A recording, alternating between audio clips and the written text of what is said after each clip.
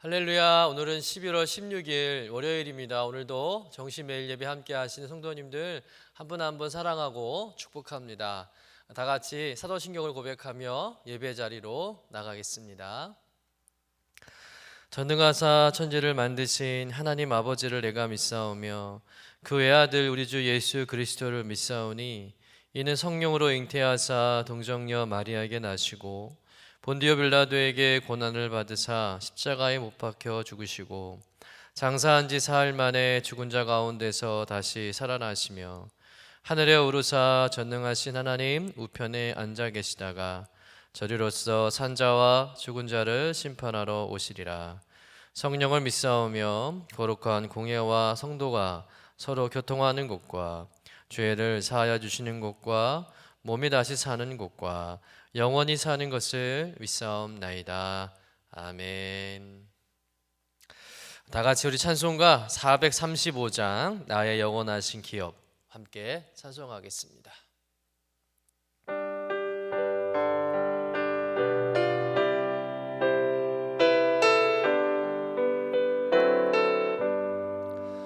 나의 영원하신 기업 생명보다 귀하다. 나의 갈 길 다가도록 나와 동행하소서. 주께로 가까이 주께로 가오니 나의 갈 길 다가도록 나와 동행하소서. 세상 부귀 안일함과 모든 명예 버리고 험한 길을 가는 동안 나와 동행하소서. 주께로 가까이 주께로 가오니 나의 갈 길 다가도록 나와 동행하소서. 어두운 골짝 지나가며 험한 바다 건너서 정복문에 이르도록 나와 동행하소서. 주께로 가까이 주께로 가오니 나의 갈 길 다가도록 나와 동행하소서.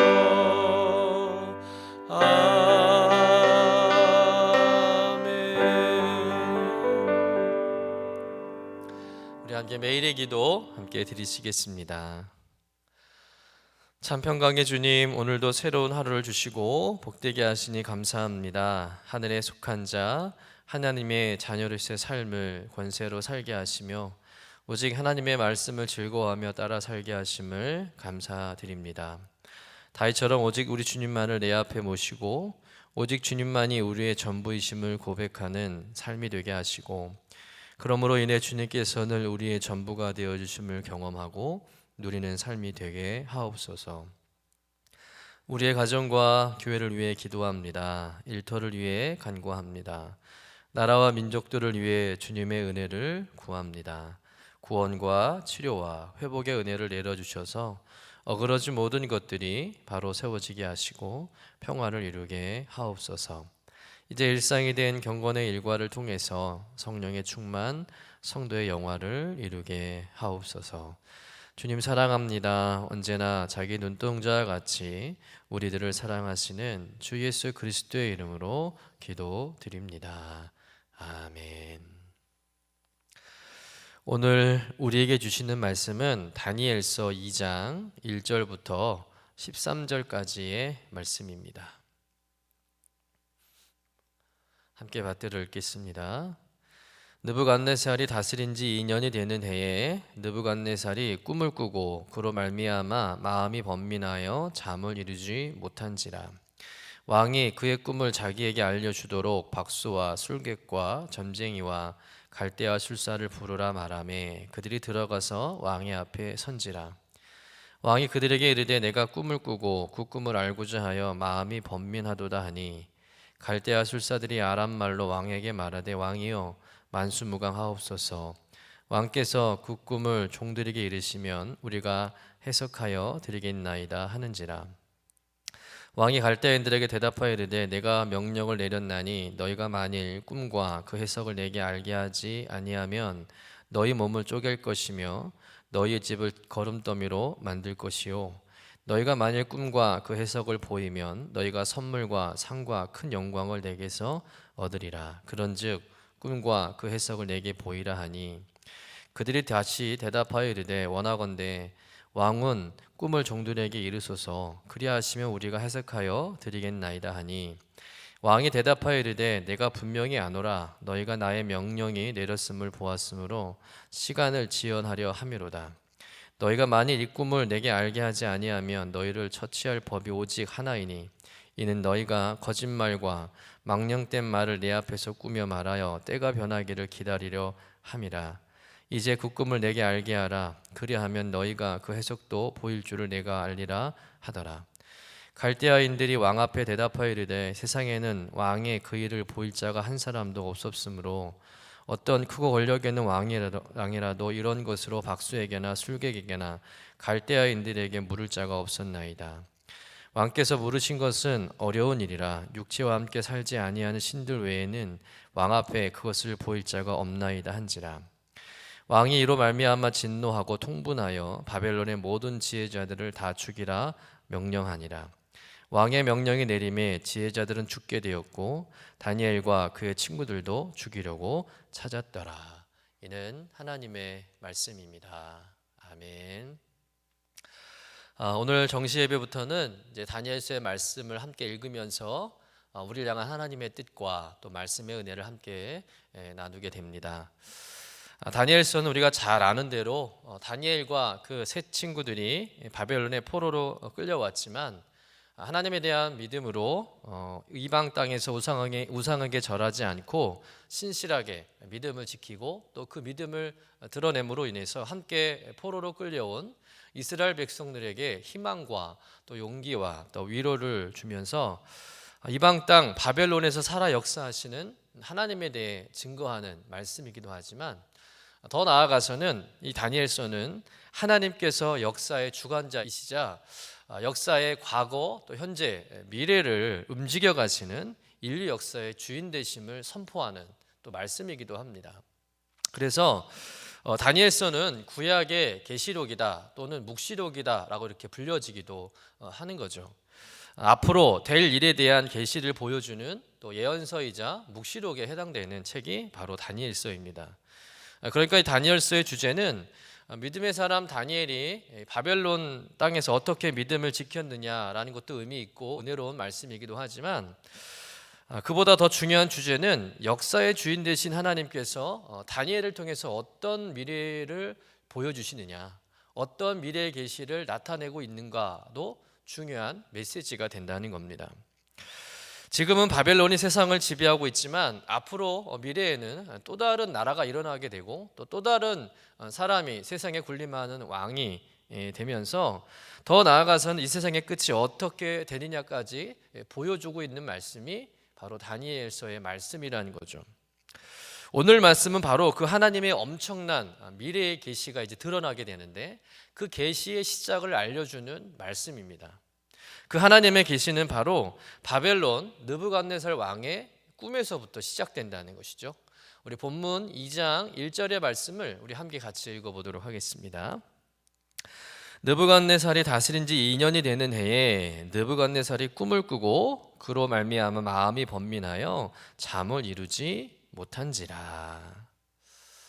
느부갓네살 왕이 이제 바벨론을 통치하고 2년쯤 지난 어느 날 이 느부갓네살 왕이 꿈을 꿨는데 잠에서 일어나 보니까 그 꿈이 너무 심상치 않은 겁니다. 다시 잠에 들 수 없을 만큼 그 꿈이 두렵고 간담이 서늘하게 느껴진 것이죠. 그냥 의미 없는 객꿈이 아니라 뭔가 의미심장한 메시지가 있는 것 같은 그런 느낌을 받은 겁니다. 그런데 꿈을 꾼 것은 기억이 나는데 그 꿈의 내용이 전혀 기억이 나지 않는 거예요.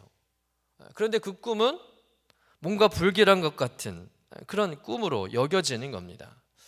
여러분들도 가끔 꿈을 꾸시죠? 그런데 일어나면 그 꿈을 잃어버리잖아요.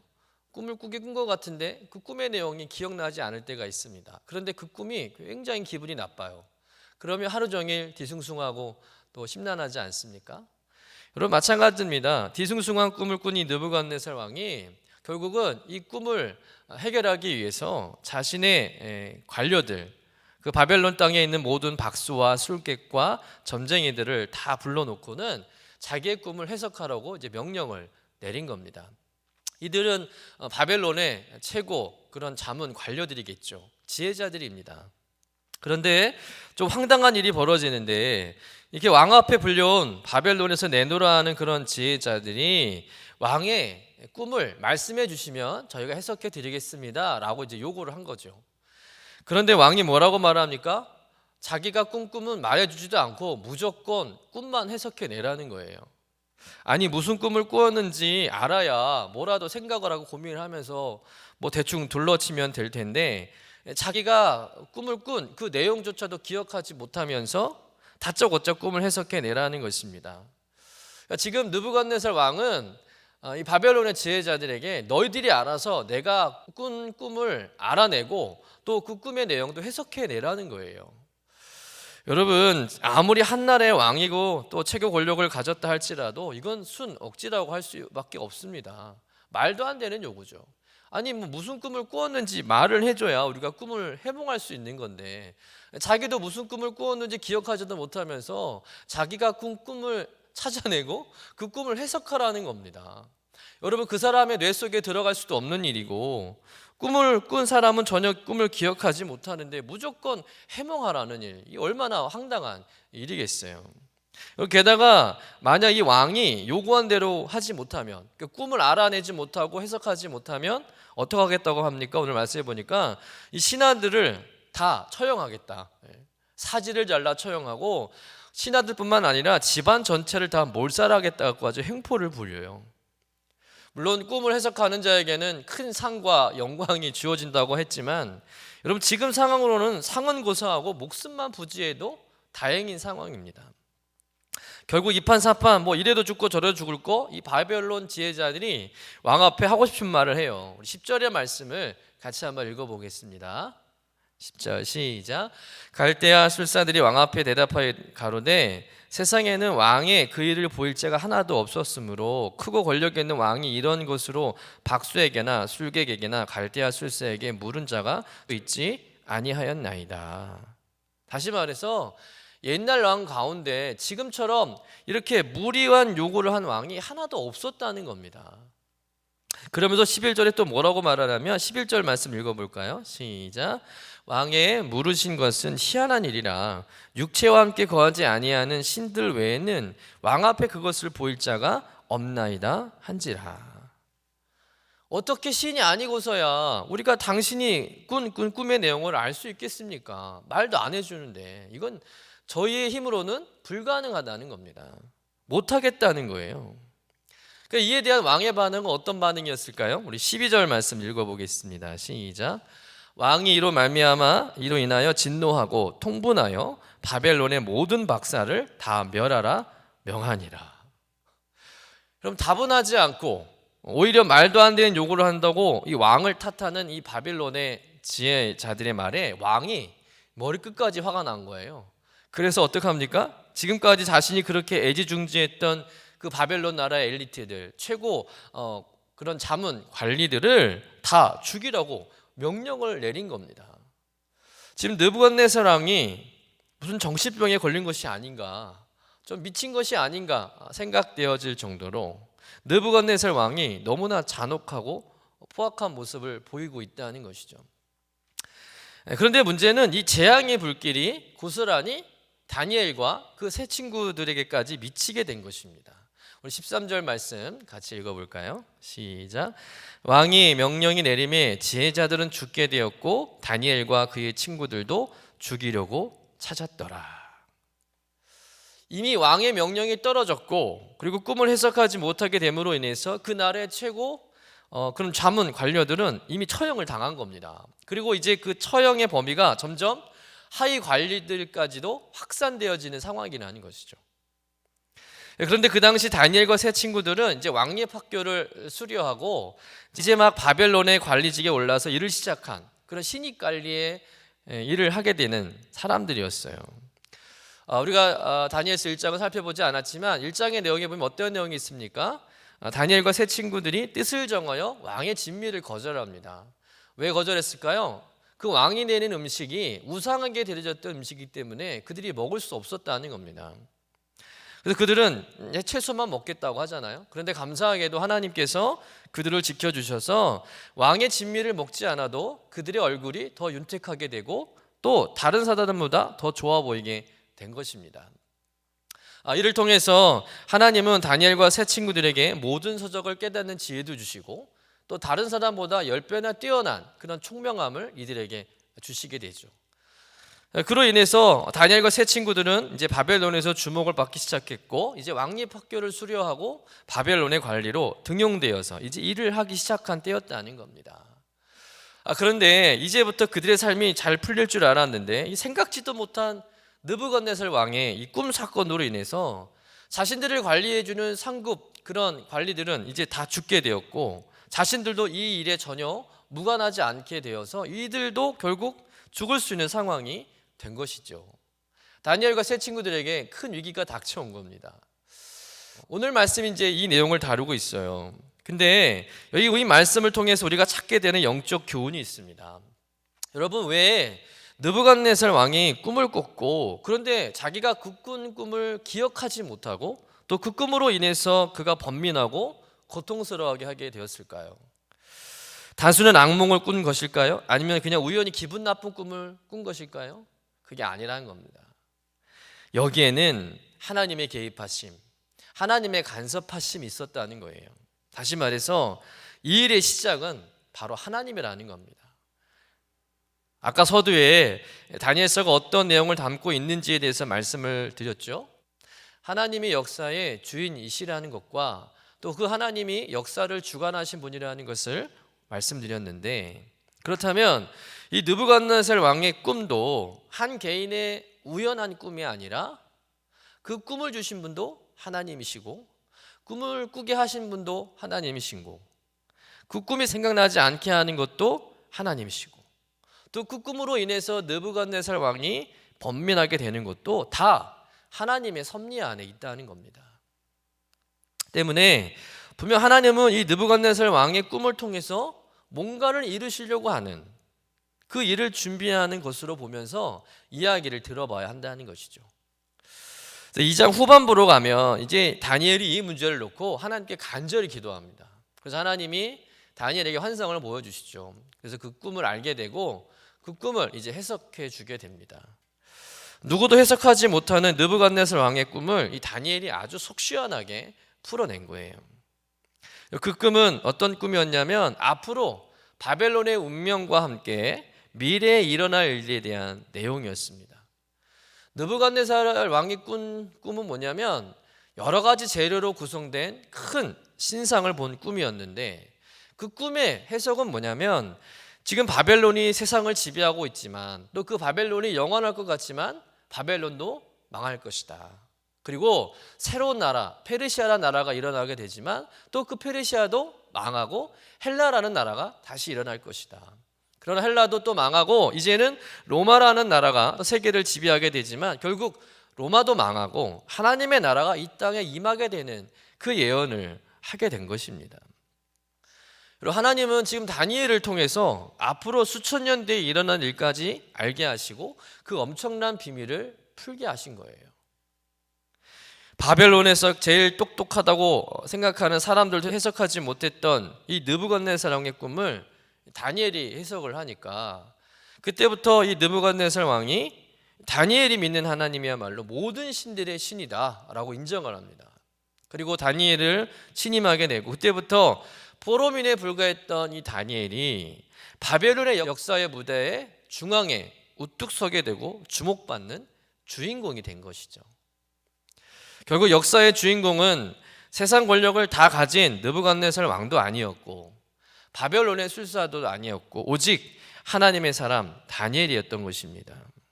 그리고 이 일은 다니엘 배후에서 일하시는 그 하나님이야말로 모든 역사의 주관자이시고 주인이심을 드러내는 일이었다는 것입니다. 여러분, 그 하나님께서 지금도 우리를 역사의 주인공이 되게 하시고 또 우리를 통해서 일하고 계심을 믿습니다. 그러니 우리가 세상 가운데 아무리 보잘것없고 또 가진 것 없고 배운 것 없지만 하나님께서 우리를 역사의 무대의 주인공으로 우리를 세워주시는 거예요. 결국 우리가 주인공이라는 겁니다. 그런데 만약 다니엘이 이 작품의 주인공으로 큰 상을 받게 된다면 다니엘은 그 모든 영광을, 큰 상을 받은 영광을 하나님께 돌려드려야 합니다. 왜냐하면 다니엘은 하나님이 차려놓은 밥상에 숟가락만 얹을 뿐이었잖아요. 그러니 모든 영광은 하나님께서 받으셔야 한다는 겁니다. 해마다 연말이 되면 각 방송사에서 연말 시상식을 하는데 그 상을 받는 사람들이 이제 소감을 한마디씩 하잖아요. 근데 이렇게 상을 받으면서 인사말을 하는데 이런 말을 하는 사람들이 있어요. 먼저 이 모든 영광 하나님께 올려드립니다 라고 말하는 크리스찬 연예인을 보게 됩니다. 저런 자리에서 자기의 신앙을 드러내는 일이 쉽지 않을 텐데 당당하게 자신의 신앙을 드러내고 먼저 하나님을 찬양하고 하나님을 높이는 그런 크리스찬 연예인들을 볼 때 참 많은 것을 도전받고 깨닫게 됩니다. 어떻게 그분들이 그런 고백을 할 수 있을까? 그것은 모든 작품의 주인공이 자신이었지만 그 자신을 주인공으로 만들어주신 분은 하나님이라는 것을 믿기 때문에 그들이 그 모든 상의 영광을 하나님께 돌리는 것입니다. 여러분, 우리들도 어떤 영광의 자리에 섰을 때 언제나 먼저 하나님을 찬양하고 하나님의 이름을 높이는 그런 하나님의 자녀들이 되어야 할 줄로 믿습니다. 모든 영광 하나님께 올려드립니다. 사랑하는 성도 여러분, 세상의 눈으로 봤을 때 지금 역사의 주인공이자 역사를 움직이는 존재는 바벨론 왕 느부갓네살처럼 보여요. 왜? 그가 모든 권력을 손에 쥐고 있고 지금 세계를 지배하고 있으니 당연한 것입니다. 그러나 보십시오. 그렇게 당당하고 힘 있는 왕도 그 꿈 하나에 쩔쩔매고 맥을 못 추고 벌벌 떱니다.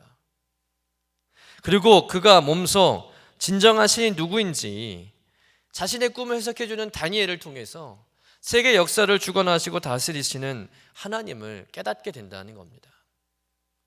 느부갓네살 왕에게 꿈을 꾸게 하신 분도 하나님이시고 그 꿈이 생각나지 않게 하신 분도 하나님이시고 그 꿈을 오직 다니엘을 통해서만 해석하게 하신 분도 하나님이시라는 것이죠. 하나님께서 모든 역사 위에 존재하시고 주관하시는 주인 되신 분임을 이 사건을 통해서 드러내신 겁니다. 역사 속에서 여러분 바벨론도 사라졌고 페르시아도 헬라도 로마도 다 사라졌지만 하나님은 바벨론 느부갓네살 왕 때부터 아니 그 이전부터 지금까지도 시퍼렇게 살아계신 분인 줄로 믿습니다. 믿으십니까? 우리가 믿는 하나님께서 이렇게 역사의 주인이시고 역사를 다스리시고 움직이시는 분임을 우리가 믿는다면 우리가 못할 게 없습니다. 우리가 두려워할 게 없어요. 불안해할 게 없다는 겁니다. 우리는 부족해도 무능해도 하나님을 믿는 성도는 절대 망하지 않습니다. 무너졌어도 다시 일어날 것이고 꺼져가다가도 다시 소생되게 될 줄로 믿습니다. 여러분, 모든 것이 하나님의 시나리오 안에 있다는 거예요. 하나님은 하나님의 자녀를 위한 이 미래의 시나리오를 미리 다 써놓고 그 시나리오대로 착착착 진행해 가시는 겁니다. 그 시나리오 안에는 고난도 있고 때로는 실패도 있고 위기도 있을 것입니다. 그러나 그 하나님의 시나리오의 끝은 축복이며 하나님께서 우리를 통해 영광 받으실 일뿐만 있는 것이죠. 때문에 우리는 우리의 삶에 감독되신 하나님의 연출 의도를 잘 파악하고 그 하나님께 순종하며 믿음으로 나아가기만 하면 될 줄로 믿습니다. 오늘도 역사의 주인 되시고 내 삶의 주인 되신 하나님을 우리가 더욱 의지하면서 하나님의 그 시나리오 안에서 인생이라는 그 무대를 여러분 멋지게 주인공처럼 살아가는 저와 여러분 되시기를 주님의 이름으로 간절히 축원합니다. 기도하겠습니다. 인생의 모든 해답을 알고 계시며 갖고 계신 하나님, 모든 것이 하나님의 섭리 안에 있음을 믿고 고백합니다. 고난도 주님의 뜻과 섭리 안에 있고 나의 성공도 축복도 주님의 계획 안에 있는 줄로 믿습니다. 그러니 매 순간 역사의 주인 되시는 주님을 더욱더 의지하게 하시고 내 삶의 모든 미래까지 주님 손에 맡겨드리는 믿음이 있게 하여 주옵소서. 오늘도 언제든 또 무엇을 통해서든 간섭하시는 나의 주인 되신 하나님을 삶 속에서 인정하며 인생이라는 무대에서 마음껏 꿈을 펼치며 주인공으로 살아가게 하여 주옵소서. 감사드리며 거룩하신 예수님의 이름으로 기도드립니다. 아멘. 이제는 우리의 구세주가 되시며 대속자가 되시는 예수 그리스도의 구속의 은혜와 아버지 하나님의 사랑과 성령님의 교통하시는 은총이 오늘도 날마다 기쁨의 예배, 주님과 신나는 동행에 함께하는 유신의 모든 권속들 위에 영원토록 함께 하시기를 간절히 축원하옵나이다. 아멘.